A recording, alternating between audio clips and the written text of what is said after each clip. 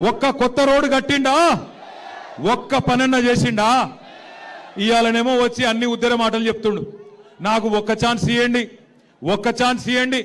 అయ్యా నీకు ఒక్క ఛాన్స్ ఇస్తేనే కదా 162 మంది ఆటో వాళ్ళు ఆత్మహత్యలు చేసుకునే పరిస్థితి తెచ్చినావు. నీకు ఒక్క ఛాన్స్ ఇస్తేనే కదా హైదరాబాద్ ను బర్బాద్ చేసినావు. నీకు ఒక్క ఛాన్స్ ఇస్తేనే కదా ఇందిరమ్మ రాజ్యం అని చెప్పి ఇలా హైదరాబాద్ లో 1000 ఇండ్లు కూలగొట్టినావు.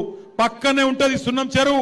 ఆ సున్నం చెరువులో ఉండే గరీబోళ్ళందరినీ ఇండ్లు కూలగొట్టి మెడలు పట్టి నూకేసినావు. నీకు ఒక్క ఛాన్స్ ఇస్తేనే కదా ఇవాళ రాష్ట్రంలో ఉండే ప్రతి ఆడబిడ్డను మోసం చేసినావు. నీకు ఒక్క ఛాన్స్ ఇస్తేనే కదా ఇవాళ రాష్ట్రంలో ఉండే రైతులు 700 మంది చచ్చిపోయే పరిస్థితి తీసుకొచ్చినావు. నీకు ఒక్క ఛాన్స్ ఇస్తేనే కదా ఇవాళ హైదరాబాద్ లో రియల్ ఎస్టేట్ ఖతం చేసినావు. తెలంగాణ రాష్ట్రాన్ని అట్టడుగు స్థాయికి నంబర్ 1 ఉండే తెలంగాణ కేసీఆర్ ఉన్నప్పుడు ఇవాళ అట్టడుగు స్థాయికి తీసుకొని పోయి 2 ఏళ్లలోనే తెలంగాణ అంటే అట్టర్ ఫ్లాప్ రాష్ట్రం అని చెప్పి ఇవాళ అయ్యేటట్టు చేసిండు. ఇవాళ పెద్ద పెద్ద మాటలు మాట్లాడుతుండు. ఇవాళ వచ్చి మళ్ళా ఇది 2 ఏళ్ళ లేదో ఉద్ధరించినట్టు ఉద్ధర మాటలు మాట్లాడుతుండు. నాకు ఒక్క ఛాన్స్ ఇవ్వండి, ఒక్క ఛాన్స్ ఇవ్వండి.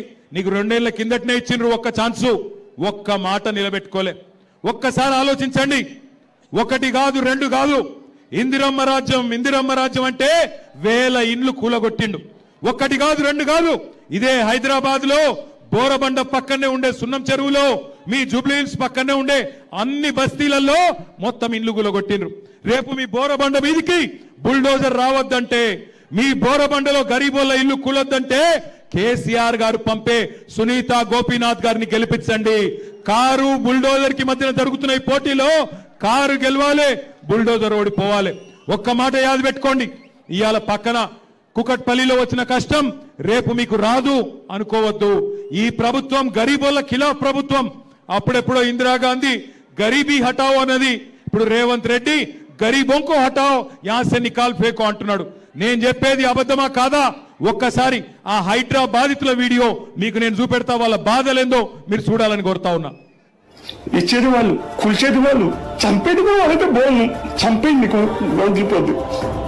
చెప్పు సార్, ఇంకోటి చంపేసే సార్, ఇక చంపేయండి సార్.